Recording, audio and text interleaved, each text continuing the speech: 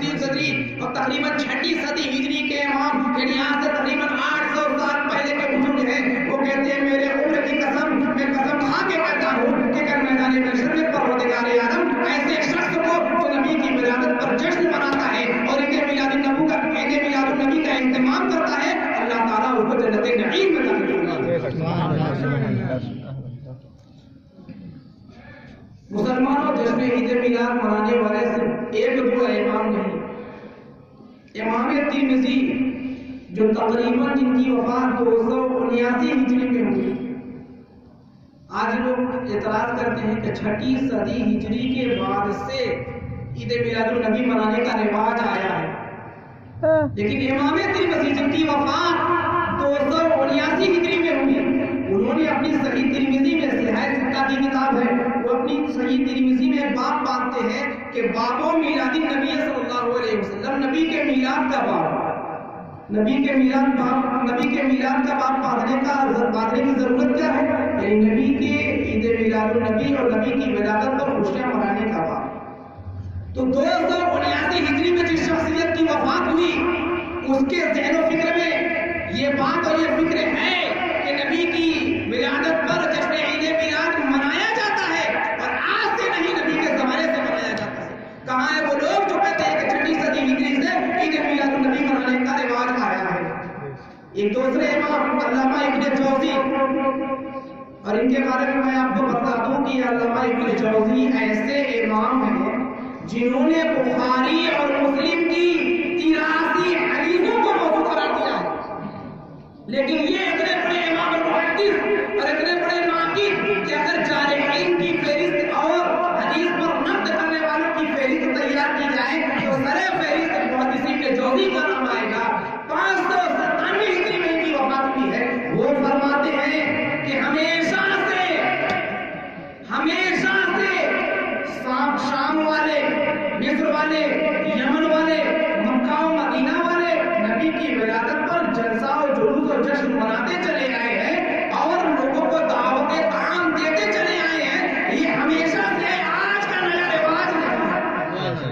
مسلمانوں، 597 ہجری میں ان کی وفات ہوئی ہے، تو ظاہر سی بات ہے 597 ہجری کے پہلے انہوں نے یہ بات کہی ہوگی۔ تو 597 ہجری کا یہ محدث کہہ رہا ہے کہ ہمیشہ سے نبی کی ولادت پر خوشیاں منانے کا اہتمام ہوتا چلا آ رہا ہے۔ تو وہ لوگ کہاں ہیں کہ ان لوگوں کو محدث ابن جوزی کی یہ عبارت نظر نہیں آتی کہ 597 ہجری میں ان کی وفات ہوئی، پھر بھی کہہ رہے ہیں ہمیشہ سے شام والے، مصر والے، یمن والے، مکہ و مدینہ والے نبی کی ولادت پر جشن مناتے چلے آئے ہیں۔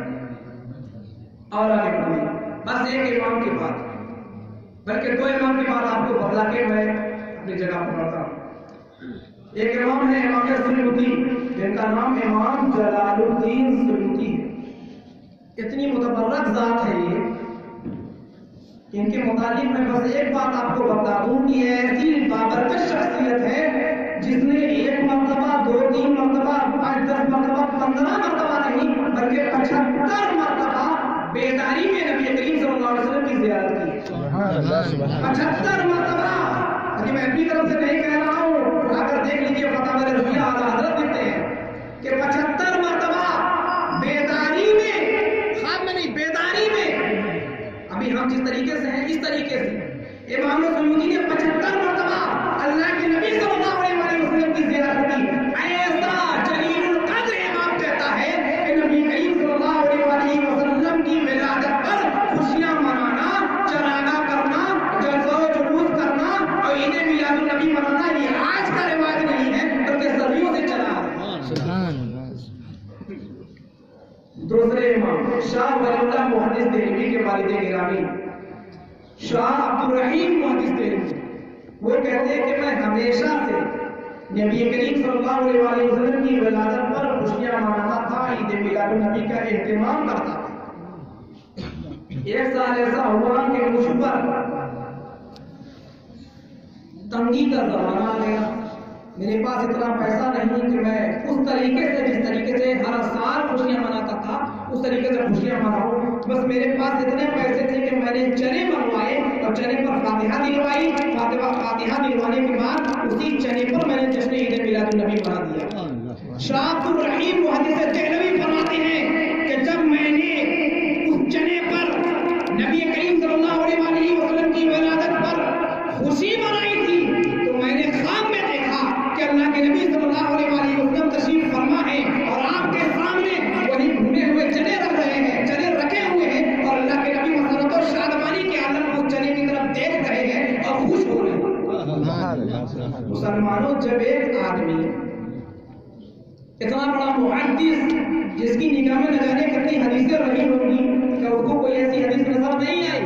نبی کی جشن عید میلاد منانے کے مخالف ہو؟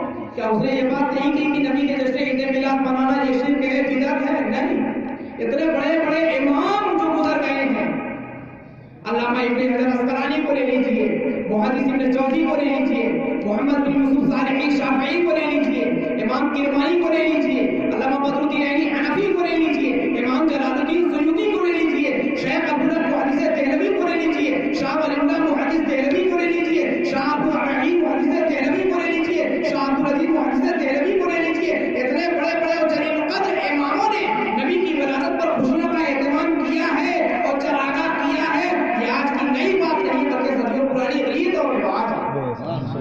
بس ایک بات آپ کو بتا دوں، آج ہم چراغاں کرتے ہیں، اپنے گھروں کو سجاتے ہیں، قمقمے لگاتے ہیں، لکڑ وغیرہ سے اپنے گھروں کا سارا صحن اور ساری دیواریں روشن و منور کر لیتے ہیں، تو لوگ کہتے ہیں کہ یہ قمقمے لگانا کہاں سے ہے، یہ چراغاں کرنا کہاں سے ہے؟ آئیے میں آپ کو بتلاتا ہوں، نبی کی ولادت کے موقع پر پروردگار عالم نے قمقموں کا اہتمام کیا تھا، پروردگار عالم نے روشنی اور چراغاں کیا تھا۔ آئیے حضرت آمنہ رضی اللہ تعالی عنہ کی ولادت کے وقت حضرت آمنہ خود فرماتی ہیں کہ جب اللہ کے نبی صلی اللہ علیہ وآلہ وسلم میرے جسم اطہر سے نکلے تو نکلتے ساتھ میں نے ایک ایسی روشنی دیکھی کہ شام کے سارے محلات میری نگاہوں کے سامنے آئے۔ شام مدینے سے کتنی دوری پر ہے بتا دوں؟ 20,000 کلومیٹر کی دوری، 2,000 کلومیٹر کی دوری یا 20,000 کلومیٹر کی دوری پر شام ہے۔ تو اللہ کے نبی کی والدہ ماجدہ فرماتی ہیں کہ جب اللہ کے نبی کی ولادت ہوئی تو شام کے سارے محلات مجھ کو ایسے نظر آنے لگے جیسے وہ میرے قریب ہوں۔ یہ اللہ تبارک و تعالیٰ نے اپنے نبی کی ولادت پر روشنی اور چراغاں کیا۔ اور قمقمے کیسے لگائے وہ بھی بتا دوں۔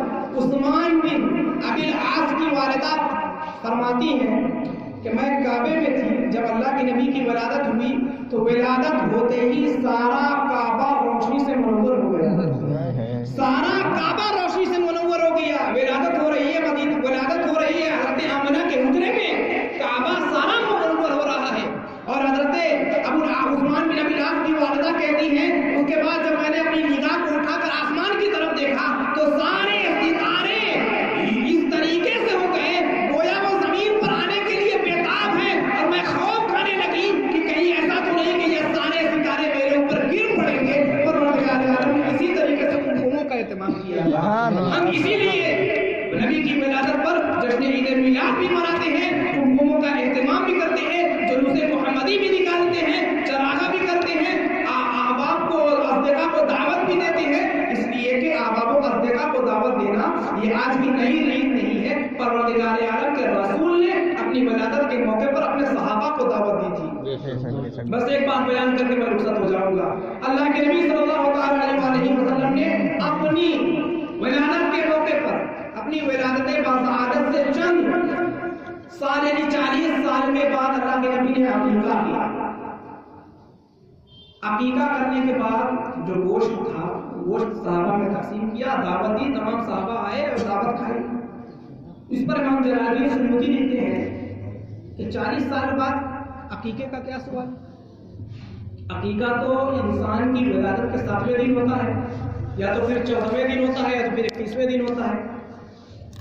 اور اگر یہ مان بھی لیا جائے کہ اللہ کے نبی کا عقیقہ خود آپ نے کیا تھا تو پھر دوسرا عقیقہ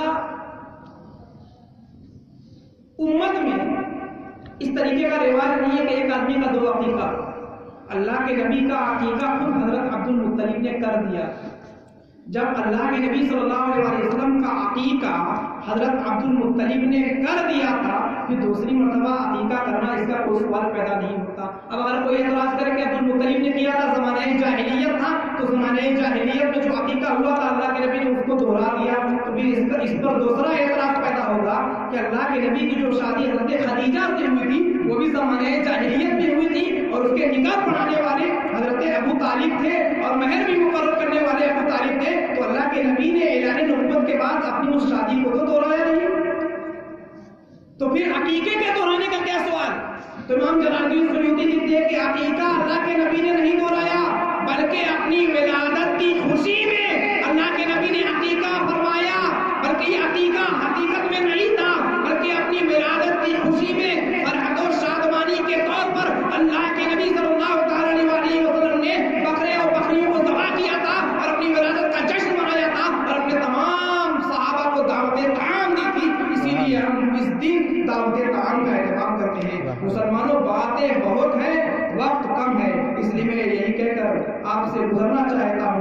چاہتے ہو تم اگر نکھرا ہوا فردا کا رنگ، چاہتے ہو تم اگر نکھرا ہوا فردا کا رنگ، سارے عالم پر چھڑک دو گنبد خضرا کا رنگ۔ ایک عشق مصطفیٰ ہے